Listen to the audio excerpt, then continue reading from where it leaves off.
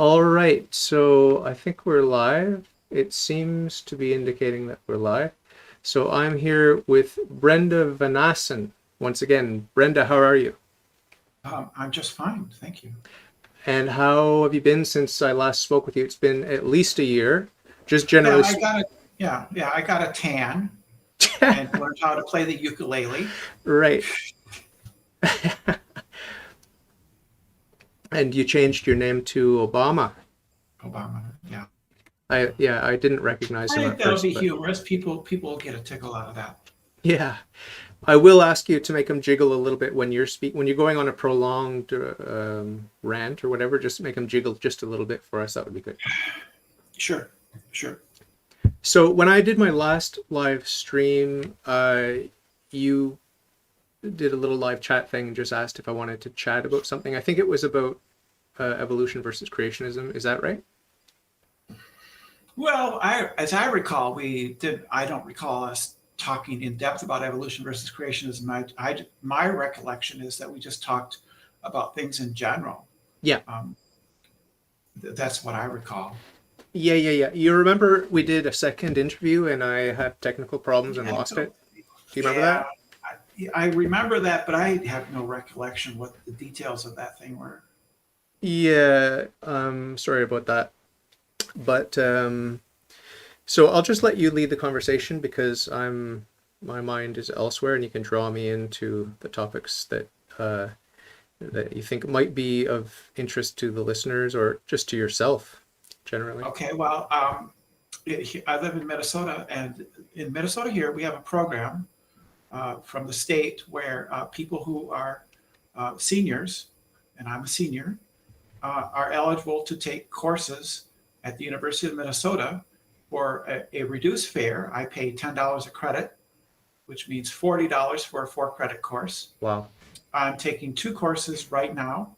One is critical thinking, and the other is a history of philosophy, of modern philosophy. In the critical thinking course, right at this time, we are studying the scientific method. And we've been studying induction, deduction, and abduction. In the history of Western philosophy, we of course start with Descartes Hmm. because it's modern philosophy typically starts with Descartes. So, also John Locke, but we've also all are discussing people who were not quite so famous, like Amo and Margaret Cavendish. Margaret Cavendish is the one we're studying right now.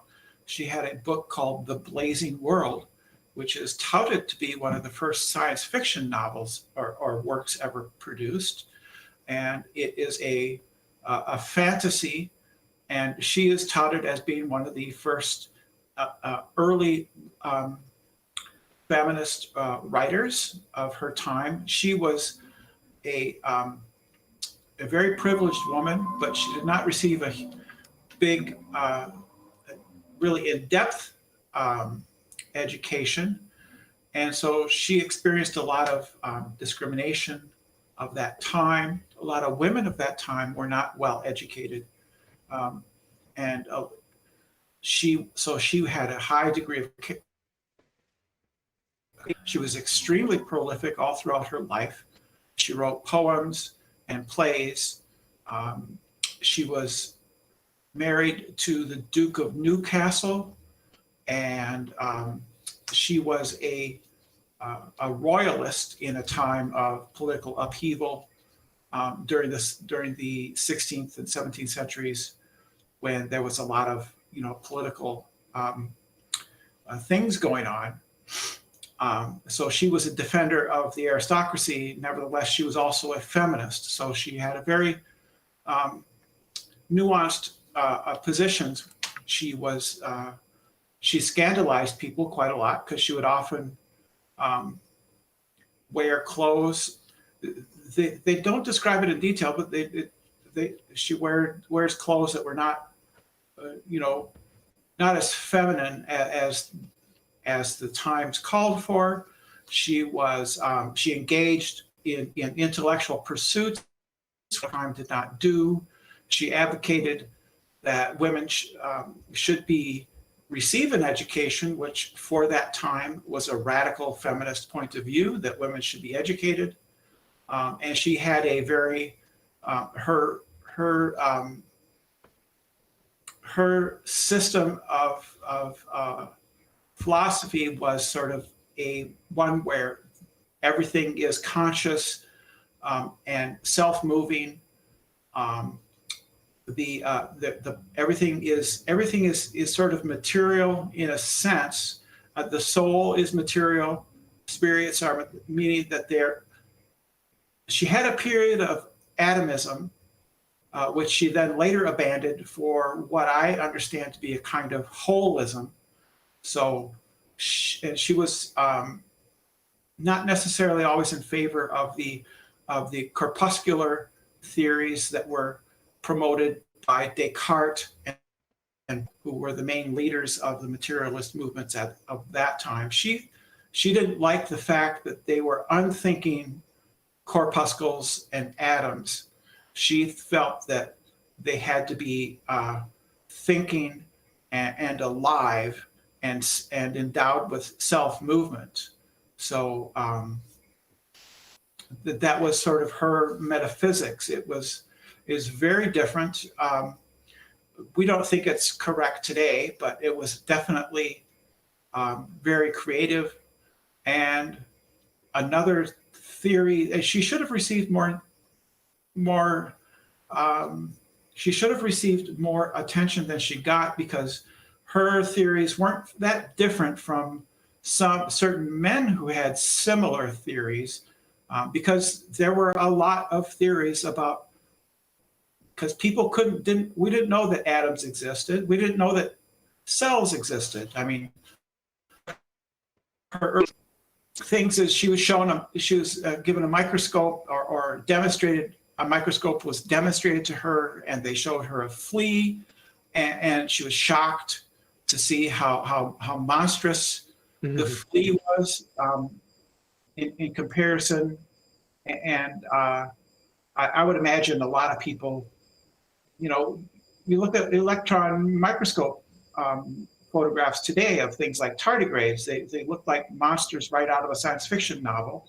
And to the people of that time, a flea in a microscope was probably pretty shocking to them. And the people were also shocked about, the telescope was also not that old of an instrument, and it was revealing things about the world that were going against centuries of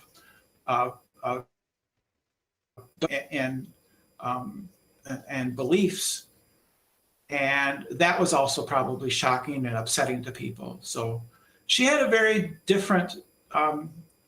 She had a lot of radical ideas. Her name again was Margaret Cavendish. Okay. And if you Google her, you will find there's an entire website devoted to her with a database of her works.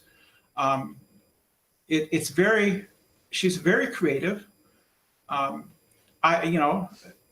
Obviously I don't think that everything is alive and animated, and she would say that they make decisions. So right. That was her belief, and I don't really think that applies, but that's what she thought. Mm-hmm. She thought there were basically four kinds of things, four kinds of shapes, like squares, spheres for water, squares for earth. Let me see, I can't remember what fire was, just sharp points. Okay. They were thought. So they associated things like if something was like biting at your tongue, they felt that, well, it must have then the substance of which it was made, which they couldn't see, must be like sharp and pointed. Sure. Water, which is fluid and flows, that must be spherical. Earth is solid and packs, so that must be cubes, little cubes. That was her metaphysics at the time. Sounds very much like some of the pre-Socratics they Yeah. talked in those terms. She also thought that, but she also thought that, for instance, we can't know anything about God. She believed in God, but she didn't think that you could know anything because you can't know anything about infinity. Yeah. And so her world was animistic, but it wasn't like it was sort of removed. I'm not sure if removed is the correct word, but I'll say removed, or at least one or two steps past God. God didn't directly animate everything. Things moved on their own. They had their own will. They Yeah. had their own intentions. Um, and God wasn't so much, he created things, but they didn't. They had their movement was their own. So they moved. So these things would move on their own. Yeah, I used to believe that. I used to believe that everything was alive, and every subset of those living things was also alive. And you have to have that fractal sort of image if you have that point of view, like she's describing there, or that you're describing about her worldview. I mean, if I'm alive, if you grant that much, then you would also, according to her worldview, you'd have to grant that the molecules in my fingernail are also alive and they're moving of their own volition. I used to, when I was a pantheist, that was the sort of hippy dippy view that I took without any scientific basis for it. It was just an intuition that life is Yeah. everywhere. Life is everywhere, you know, I'm not 100% sure if she'd be a pantheist. I think she would be panentheist or I'm something. not, pan, she'd be a panpsychist today, Okay. I think. I What's a think that would be, panpsychist? panpsychism believes that consciousness is a fundamental aspect of the universe. Okay. And it It's permeates everything? irreducible. It's irreducible.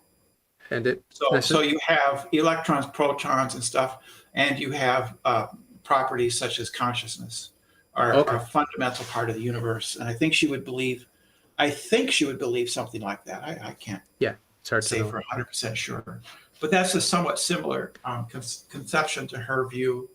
Um, and she also wrote quite a lot of plays. She wrote and poetry, and Mm. she had views about marriage. I don't think um, it's kind of weird. She was very much in love with her husband Yeah. and their relationship and stuff, but she kind of didn't really, um, she had some negative views about marriage. Mm.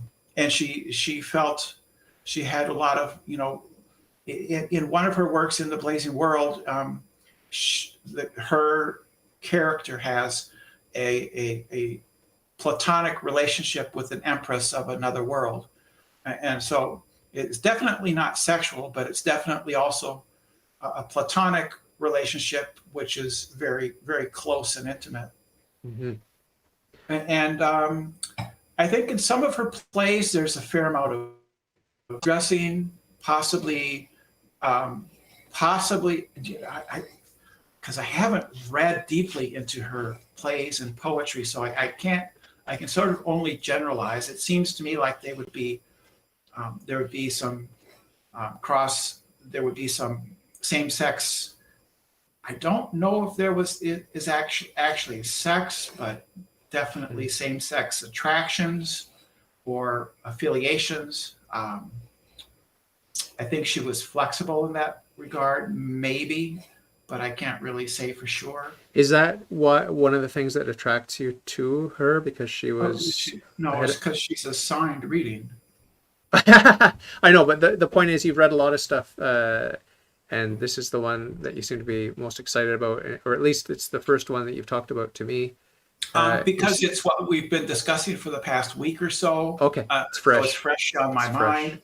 Before that, it was John Locke. Before that, it was Amo, who was a critic of Descartes, who Yeah. was an African man from Guinea, Okay. or I think, which was a horrible instance of the slave trade, and he was nevertheless a very successful lawyer and a black man in a time when black men from Ghana.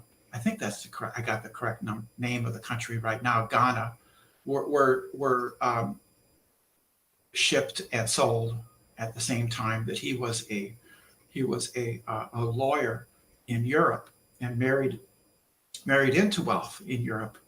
I wrote a treatise that we read that was offered a different or a criticism of Descartes, right? So we read a major philosopher, and then we read some of the contemporaries who critiqued him, who are not necessarily always well known. Yeah. And so that's what we're doing with and now with Margaret Cavendish, and I would expect next we're going to either Spinoza or Leibniz. I can't remember which is next.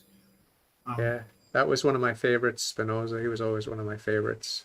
And he was classified as an atheist. He was accused of being an atheist. Yeah, I read the tribunal or whatever that the Jews had a session condemning him. It was pretty brutal. But I was an atheist when I was a Spinozist, and yeah, I've lost my sort of the romance of Spinoza now that I'm a Catholic. But I started out. He was one of the first that got me really excited, and I class him as a pantheist. Well, that's my understanding. Not in that module yet. We're not in that module yet. So yeah, that's my understanding. He's classed that way. He's one of the more interesting ones in terms of modalism too, in terms of the possible. And he said that whatever is possible is actual. Eventually, is going to be actual. So there's no such thing as an unfulfilled potential. There's no such thing as a possibility that goes unfulfilled. And so I'm not sure about what to think about that. I'm not sure. I believe in that all modal possibilities exist. I'm not sure I can believe that. Okay, hold on now. Well, what he says is there's only the actual. So if it's not actual, it's not possible. That's what I think what he says. I'm not an expert, but this is there's a difference between saying that and saying that everything that's possible is actual. I think it's the other way around. I think he says what's actual is the only thing that's possible. If it's not actual, it's not possible. I think that's sort of a negative take on what you were suggesting. So I went out today and I didn't, but I thought about it, but I could have gone to the grocery store to get some groceries. So I think I don't see any contradiction by having it being possible that I could have gone to the grocery store. I didn't. I did something else. I don't know what he would say about the fact that today you thought about it and then tomorrow you actually do it. So he'd say, well, yeah, you see, it is possible because you actually did it. Whereas if you never end up going to the store, which would be a little bit weird, then he'd say the reason you didn't go is because it wasn't possible to begin with. Well, I'm able to go to the store anytime I wish, right? I have the ability to go there. Do you? Should I form the desire to go to my local grocery store? I have the ability to. Well, you're making a lot of assumptions about your physical health and that your nervous system isn't going to implode or something. You know what I mean? You're making a lot of assumptions that everything is going to go very smoothly with the public transportation system or whatever it is you're taking. A lot of assumptions. Yeah, that's what I would take. I would take. I don't own a car, so I would take the bus. I would leave my apartment. I would catch the bus and get off at the correct stop and go grocery shopping and then make a return trip. And I don't see any obstacles to that. It seems to me to be logically possible because it doesn't entail any kind of contradiction. Yeah. I would need to look at what he actually taught in terms of possibilities and actuality, but it's not from the brief outlines that I have heard, and this is years ago, over the course of study of the history of philosophy. It didn't really appeal to me. It wasn't one of the things that made me a Spinozist. It was just one of those quirky little things. And I'm sure he has good arguments because he usually does have well thought out arguments. Whether you agree with them or not is another matter. You don't You don't have a grocery store within walking distance, like just around the corner kind of thing? There is a convenience store within walking distance if I want to pay the price. Uh-huh. Uh-huh. So Uh-huh. items would cost a little bit extra. Yeah, yeah, yeah, yeah, yeah, So then it would be a cost benefit in my mind. yeah, Do I want to pay extra for the convenience of just walking half a block to the convenience store, yeah, yeah. or get on the bus and go to the grocery store where um, there's a selection of fresh produce and items are typically lower priced than they are at a convenience store. Oh, yeah. So that would be like if it's raining, maybe, or if it's super cold, I might not wish to make the trip on the bus. Yeah. So, you're not hyper paranoid about the COVID? I've had my first sometime this month. You broke up there. Repeat what you said? I've had my first vaccination. Okay.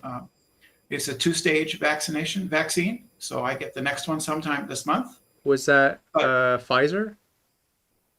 I don't know. I just Oh, went there, took okay. the vaccine. Okay. I don't care. But yes, it's very much a concern. Absolutely, because I'm in a vulnerable Yeah. demographic. Category? Yeah, yeah, Yes, because I'm older. yeah. So yes, I am vulnerable. So yes, I was concerned about catching it because I felt like it could very easily be fatal for me. Yeah, so I was concerned about it. Yeah, Yeah, yeah, yeah. Are your lungs a particular weak point with you or not really? my lungs are just fine. I don't have Okay. any outstanding health issues, Right.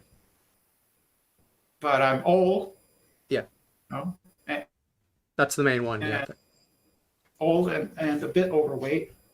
I'm Oh, not diabetic. But I am older, so I don't know. yeah. It's a concern. Yeah. I just mention it because I haven't taken public transportation since March of last year, full year. Yeah, I don't mind. I just wear a mask. It's not a big deal to me. And one of the side benefits of never taking public transportation is I haven't been sick. I haven't had cold. I haven't had the flu.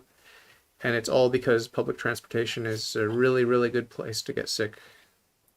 Well, nationally, my understanding is that the cold season has kind of just been nipped in the bud because of the quarantine.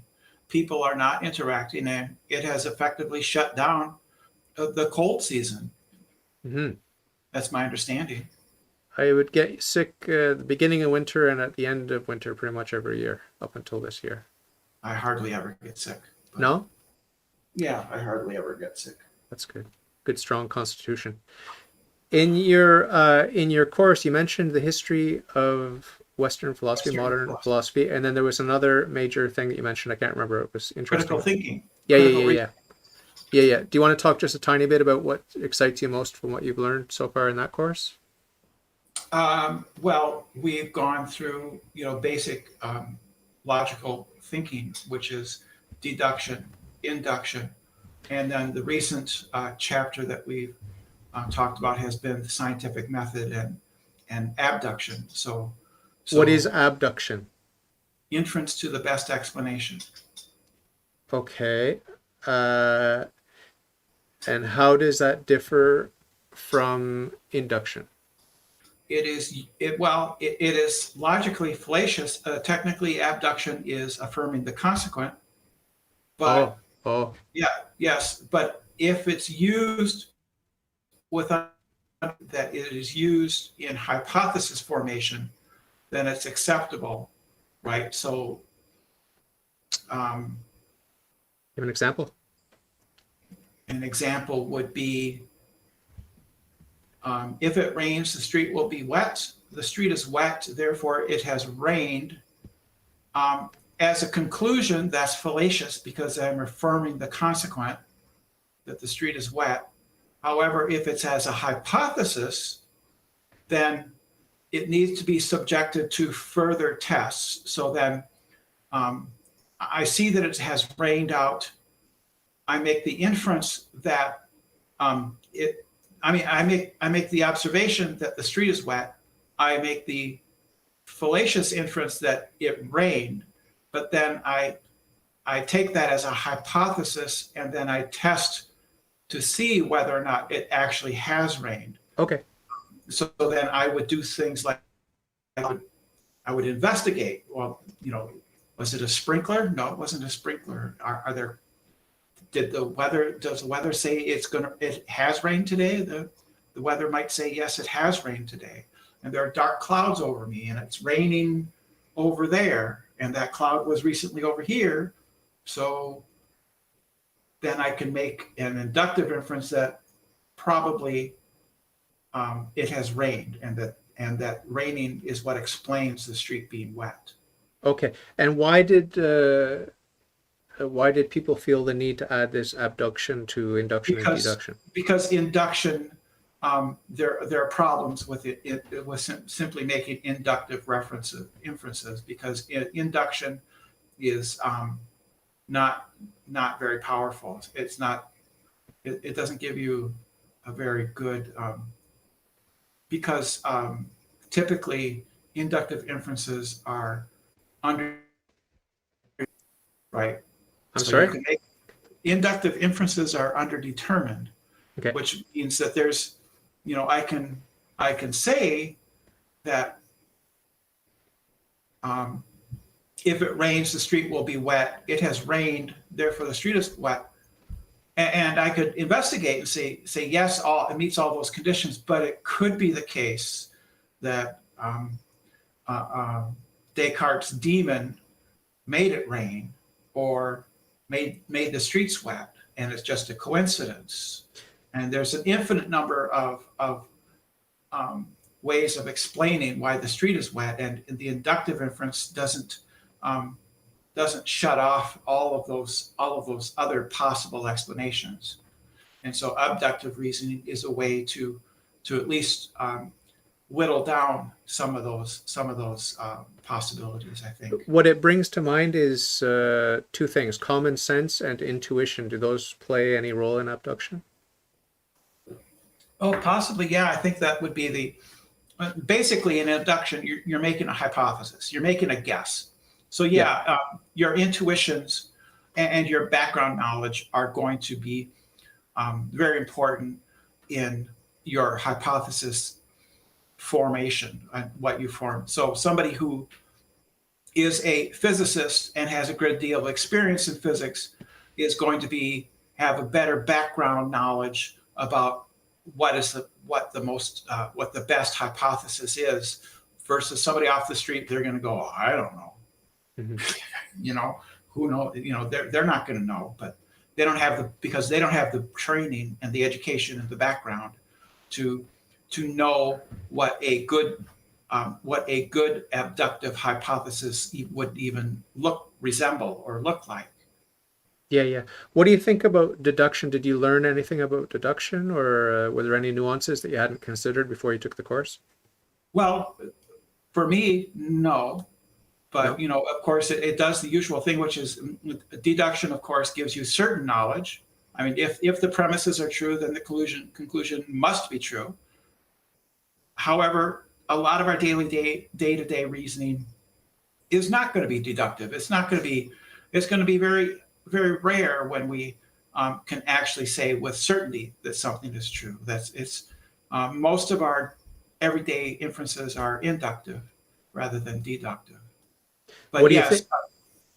What do you yes. think? What do you think about conditional deductive? I guess you could call it sort of. You're not committing to the premises. You're just saying if these premises are true, then it necessarily follows X, Y, and Z. Are you comfortable with that? I think that would be induction, wouldn't it? I'm not sure. Um, If these, well, no, that wouldn't be. So yeah, sure. If the premises, if I premise one, and it says if A, then B, right? yeah, And the second premise is A, therefore B. Yeah, that makes sense. yeah. Like if you've got A plus A equals 4, and I say, well, I make a conditional deduction that if A equals 2, then A plus A equals 4, but if A equals anything other than 2, then A plus A does not equal 4. So is that deduction, would you say? It's a conditional deduction where we don't know what A is, but the only A that fits with the answer is 2 in this case. Does that fall within the realm of deduction for you, a conditional? I'm not sure, but it sounds to me like it would. Yeah, because that's kind of how I am with my religion. Like, if this is true, then it follows that that is true. But I don't necessarily have to be 100% committed to um, the premise. You see what I mean? This is like there's a leap of faith involved with Well, religion yeah, where, if all men are mortal and Socrates is a man, then Socrates is mortal. right, And it would depend on whether or not all men are mortal. And that might be that would be something we would need to discover about the world. It would be something based on experiment, which or experience. We say, well, it seems like all men are mortal. Maybe some men are immortal, and mhm. we just would never meet them. Yeah, not in this realm or whatever. You'd have to climb Mount Olympus or whatever to meet Ah, them. there could be some, at least one man who has never died, and Mhm. he just keeps himself quiet and he never gets noticed. And how would we know? We wouldn't know. Yeah.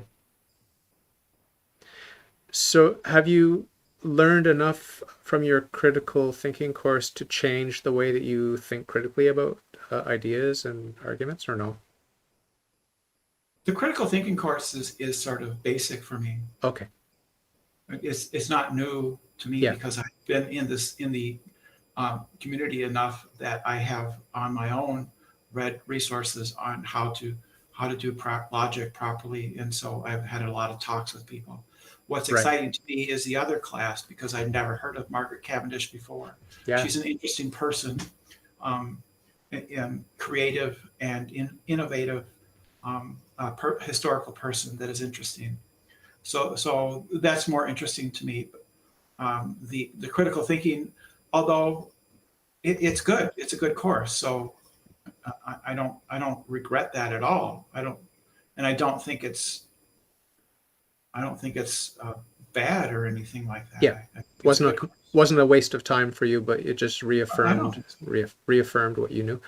I don't want to talk gossip at and least got so far.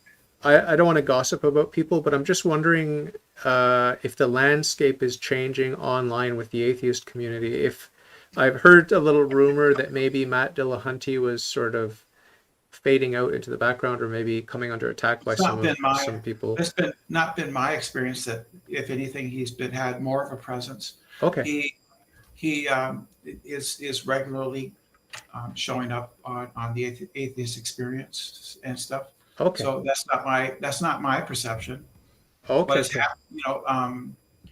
The people that I watch are people like Doug from Pine Creek, Matt Dillahunty, somewhat, and a smattering of others like Nathan, um, and some other people. I had a talk just the other night with Converse. What's his name? Reverse contender. Converse Contender. Yeah, we had a discussion with him. And I don't have an awful lot of discussions because quite often I have reading to do. Yeah. And so I have not been participating very much in Discord, online debates, and forums where people sit for an hour and talk about bullshit. I get into it and then I think, well, I have to read this chapter by tomorrow, so I better get to it. And so that's what I have to do. But occasionally I get a chance, like, today's Friday, so I get to do that. Yeah. And so That's I'm not aware. Matt Dillahunty is just his usual self, okay. right? Canadian Catholic has been trying to stir dissent Oh, and drama. Canadian Catholic is a kind of we'll use polite words. We'll say he's a poop stirrer. do you Um, know if I've interviewed him? It sounds familiar. I wonder if I've no, interviewed him. I don't know. He's not terribly. I don't know. He Canadian Catholic, because I'm Canadian and I'm Catholic. I wonder if I've met him, but maybe not. yeah. I might have interviewed him. I don't know. Why why is he attacking? Is he attacking the Oh, atheist he's experience? basically a drama. He's basically interested in stirring drama to get attention for his Uh, Discord server and okay, his website. That's my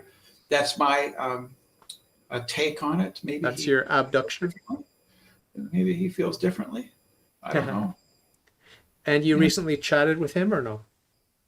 No, I've cut myself off from them because it's just too much drama, too much chaos, too much chaos. I enjoyed who's that guy that's always in trouble about with the definition of atheism? He's always getting in Steve trouble. McRae. Yeah. How's he I, doing? Do you have any I news about him? haven't paid any attention to him. Is he I don't becoming? know the situation.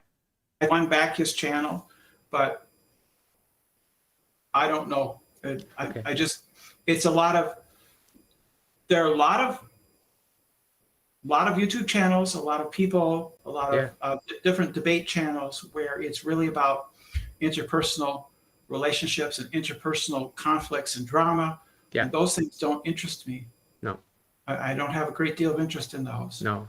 No. You like ideas and pursuing the truth and reasoning and stuff like that? Well, I have a group of people that I can sort of touch base with that are sort of like my homies, that I can touch base with them, um, and so that's sort of a place to go when I'm feeling overwhelmed. But normally, I'm not seeking out a lot of drama and stuff. I don't Yeah. have time on my hands, and I have things to do Yeah. and other places to go. What People about what about YouTube? Because it seems like some people this past year have been talking about moving away from YouTube onto some alternative media and stuff like that. Is that happening, do you think, or is YouTube still the number one?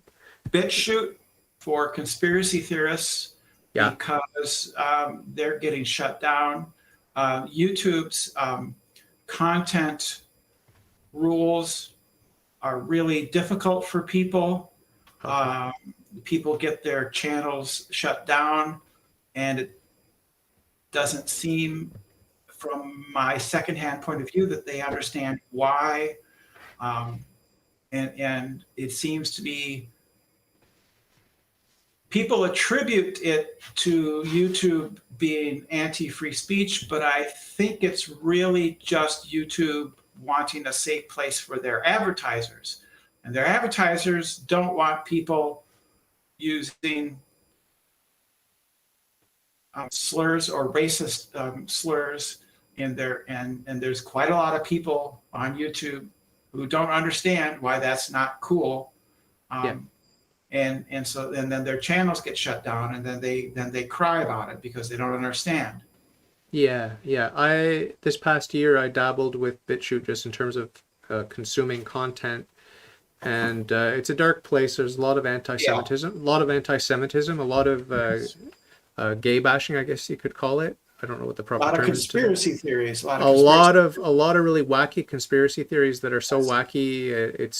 It's mildly entertaining. I did get sucked into watching them because they're so mildly entertaining. But The thing with those is it can be hard to tell, is the person really believe this, or are they just spinning this bizarre story to get clicks and to get looks? I Because think so. I could see that. I could see there are portals in the Vatican's videos feed, and let me point out here's this anomaly on their video camera. That's a portal to another dimension. Mm-hmm. And I bet I could get a lot of viewers that way. Yeah.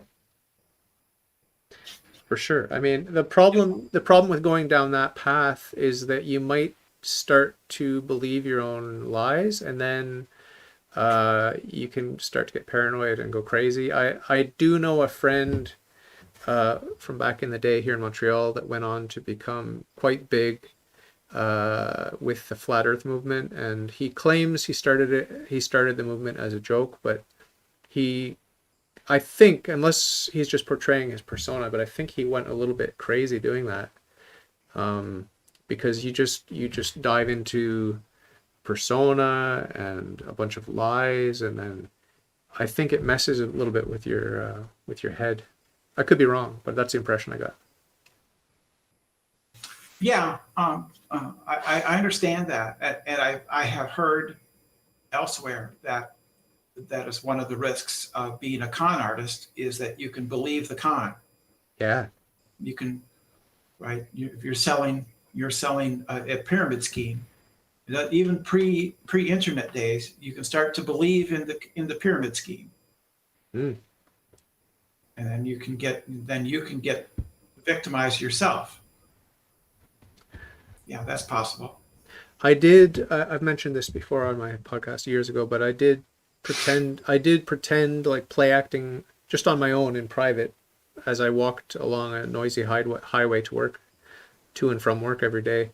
I took the opportunity because I knew that the cars couldn't hear me, so I was just yelling and screaming and making jokes and talking nonsense.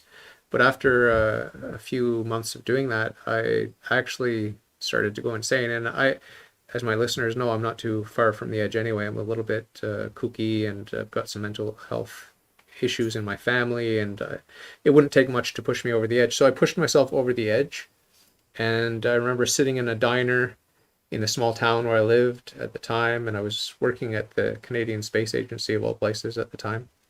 Very nice sort of country club atmosphere, lots of bright people there, and I was just driving myself crazy. And I remember finding myself in a cafe talking to myself and making jokes to myself and laughing out loud in a public space, and sort of seeing people looking at me and thinking how hilarious it is that they think that I'm crazy. And I was crazy at that time. So I sort of sobered up, and I said I'm going to stop doing that, and I regained my senses to the extent that I have control of my senses today, and that I'm Well, the measure among the psychologists, I've had plenty of therapists, and what makes something, um, they wouldn't like hear the word crazy, but they would say that if you can't order your life and function normally, then X behavior is a problem that you should address. yeah. Right? That they would put it in that kind of pragmatic way. That, you know, it isn't bad if you masturbate 10 times an hour.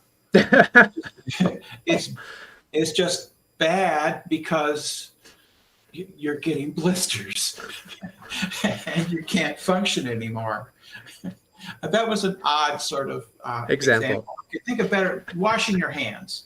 There you go. Yeah, compulsive washing your hands. It's if it really interferes with you being able to function normally, if you can't function without washing your hands, and you get raw, chapped hands from constantly washing them, then it's time to see a therapist. Especially if you think a certain part of your anatomy is a bar of soap. Well, yeah, I don't know. People have different Dysphoria. people have different ideas about what is normal sex, and so for some people, maybe 2 or 3 times a day is perfectly normal, and for others, 2 or 3 times a month. Yeah. And on that, marriages falter. It's a big deal. It's a very big deal. Sex, and this is another thing about the internet. Is there's so much sexual content on the internet. I try not to look at it. I mean, I can't help it. Sometimes you see even ads, even advertisements. Sometimes or I don't see ads. I use ad blockers, and I don't have an interest in porn, so I don't go to those sites, and I don't see a great deal of explicit stuff. That's good. Yeah.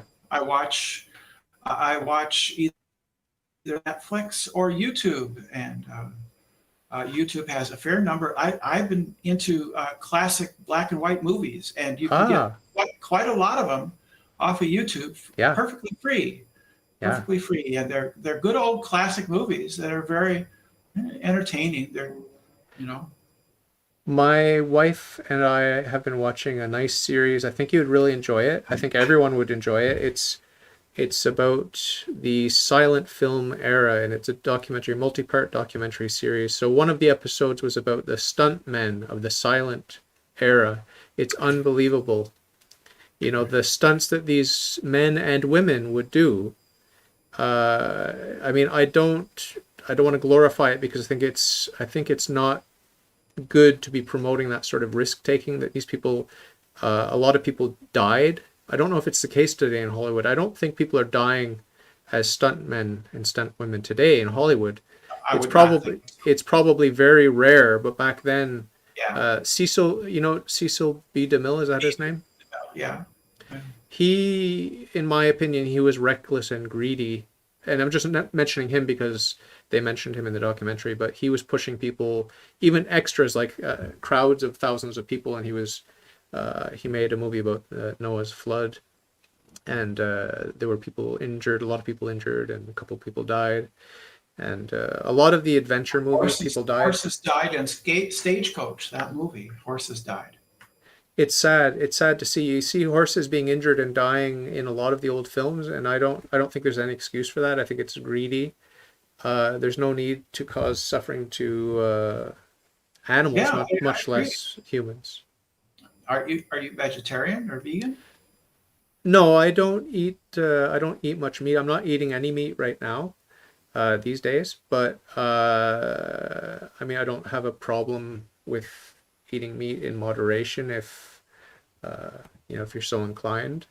But that's not the point. The point is, I don't think we should be causing suffering unnecessarily. And hopefully, if you're slaughtering a chicken for dinner, it's not going to be a torture session. It's just going to be a quick chop of the head or whatever it is. But I'm probably too squeamish to kill my own meat. Like if I had to kill a chicken, I'd probably feel too bad and I wouldn't do it. But I don't eat very much meat anyway. I never have. I don't digest, especially red meat. I don't digest it. So, but I don't have a problem with meat eating, and I do occasionally eat chicken or fish or whatever. What about yourself? I will eat meat.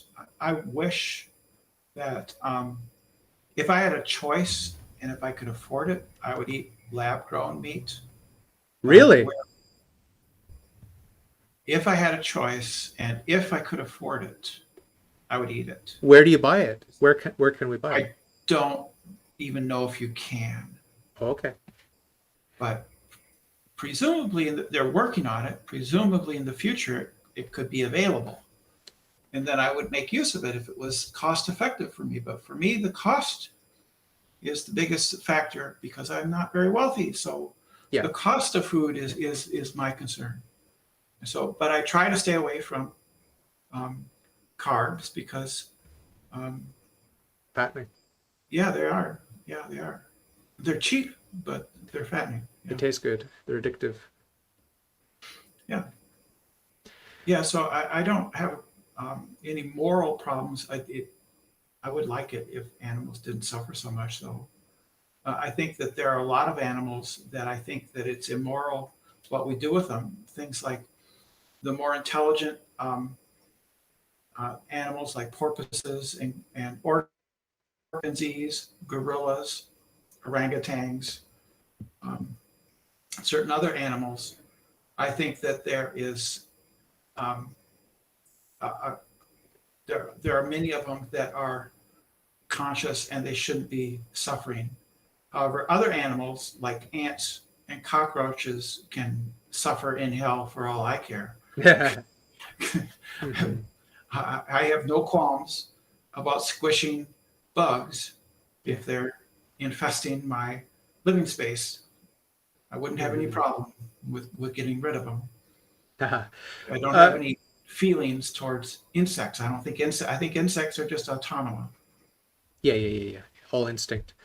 Uh, Before we wrap it up and I let you go, because I only have an hour tonight, could you give me some tips and hints about some good old classic black and white movies? I like the movies from the 40s in particular, 40s and 50s. I like the fashion. Do you like fashion? Because I like the fashion of the 40s and the hairstyles of the 40s on women particularly. Are you into fashion at all? I've never been um, a big one big for fashion and stuff like that. Um, as far as older movies go, I don't know what to say right You now. don't have any favorites off the top of your head? Did you enjoy Hitchcock's films? Yeah, Vertigo was the best. Ah, Vertigo, North by Northwest, uh, Rear. Did you like Rear Window? Rear Window is extremely good. Those are all very good. Yeah, Rear Window is extremely good. Vertigo, North by Northwest. The He Lady has. Vanishes. I haven't seen that one. The 40. You should watch that. You should watch the 49 Steps. Haven't That's a seen that. that's a black and white one set in Scotland, among other places. Yeah, I'm a big fan of Hitchcock. Oh yes, because well, he was another one. He was kind of problematic though. He was really Uh, mean to his actors. yeah, I think he was Catholic, if I'm not mistaken, I don't know. but I a have little no idea. bit. I think he was a little bit sadistic. Sometimes I like cheesy old movies like Godzilla. Ah, okay. Some of the old monster movies. Some occasionally, Mothra, Ah, I like Mothra. I think Mothra is cute. Godzilla, um, So you don't mind kooky old sci-fi movies, you things don't like mind like the horror movies or the Dracula movies and those sorts of things too? the older Dracula movies are great. Yeah, they're fine. They scared me as a child. I remember seeing a black and white one. It really traumatized me. Not I sure if it watched was. recently. I watched. It's been the series has been a series that I like. I like Netflix and Van Helsing. They have a series on Netflix called Van Helsing, which is Okay, pretty bloody. I don't know if that's your thing or not. don't like In, it. in places, um, I like mind bending ones like what is it? Dark is the German one. I think it's just called Dark. It's on Netflix. Okay. It's a time travel movie. Oh, okay. And there's another one called The Travelers, which is another time travel movie, which is plot, which I really like the plot of. The time traveling is almost incidental to the plot. I like those kinds of movies. Um, You do you live alone? yeah, I do. Okay, so you can watch whatever you want at any time. There's no competition to pick a Correct. Yeah. compromise or anything like that. You don't have a lot of friends come over or one friend that comes over occasionally? Not really, not particularly. No? I'm sort of a loner in that sense. Yeah, I'm a Yeah. loner in that sense. You know, I got to keep the garden in my backyard up. The night garden. No, I'm just kidding. Did you ever like the old black and white Twilight Zones, or were they too creepy for Oh you? yes, yes. Well, yeah, those are great. Yeah, those are good. And Outer Limits. Yeah, I'm not familiar with Outer Limits, but Outer Limits predates the Twilight Zone. oh, really? Yeah. Who's the host on that?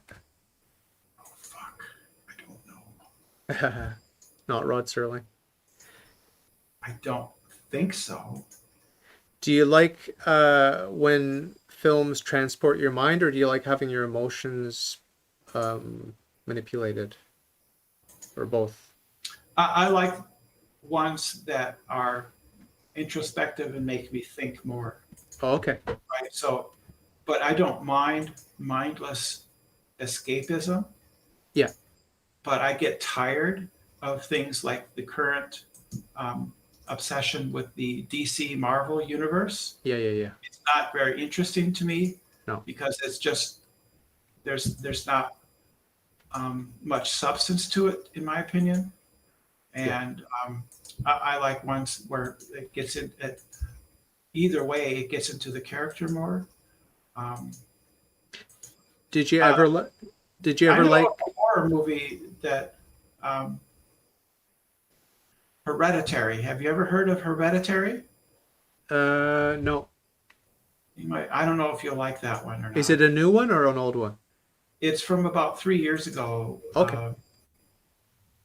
Hereditary. Okay, I'll check it out. 1998. Well, it's about summoning a demon from hell. Oh, okay. Don't know if that's your cup of tea or not, but Yeah, yeah, it's a whatever. psychological. It's psychological more than Okay. Okay. Yeah, I don't mind if there's demonic content explicitly. That doesn't bother me. they summon Paimon. Is that a famous one? Apparently, it's a historical belief. One of the 8 kings of hell Okay. was Paimon. Paimon was a one of them, and they summon him, and it gets pretty. Um, Messy. it's sort of no, it doesn't get too messy. It gets kind of explicit in parts, but it's more psychological. Oh, okay. So you don't like to laugh a lot with comedies because there's some good comedies too. I like comedies. A Yeah. little Like comedy. I'm talking about the old school ones, black and white. Like we recently, my wife and I watched the celebrity roasts with Dean Martin as the host. Okay, so they would roast, you know, all the old school actors.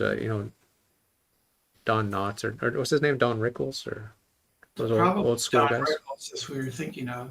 Well, I've Uh, watched old TV shows. So you can watch the old Dick Cavett or Tonight Show or other talk shows on YouTube. You can watch those. mhm. Those are somewhat interesting to me. They're interesting from like Culturally. culturally because they're horrible to the women and they're horrible to the African Americans, and they're Oh, like really sexist. okay. Um, uh, and they smoke like chimneys and drink Uh, drink like fish. You know, yeah. they always have a drink in one hand and a cigarette in the other. Yeah, it might be a shtick. Like I think Dean Martin was reputed to be sober most of the time when he was pretending to be drunk on camera, Okay. but I'm not sure. I'm not sure if it was a shtick or if he was actually drunk. There's some mystique and some mystery I there. don't watch many comedies. It has been a while since I've seen a comedy that I like. Yeah, I don't see too many of them. it's the hardest. I think it's the hardest Yeah.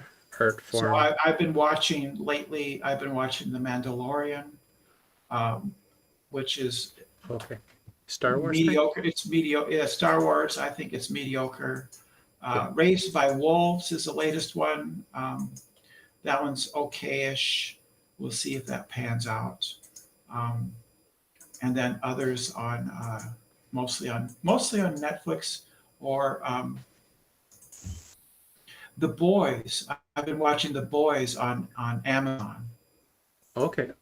which is a superhero take where what would really happen if somebody had the powers of Superman and there was no consequences to Oh anything he boy. Oh boy. did. Yeah. What would really happen? Yeah, he would be a major flaming asshole. Yes, Yeah. which he is in The Boys. Wow. That sounds interesting. Yeah, that sounds like something I'd like to Well, watch. it's pretty. It can be pretty Violent explicit, gore and blood. Yes, yes. and sex. And that seems to be it. Not that much. No, Okay. it seems to be the thing. The standards for violence or depicting like the consequences of violence, somebody being blown up and things like that, is different, a lot different now than it used to be. Anything goes pretty much.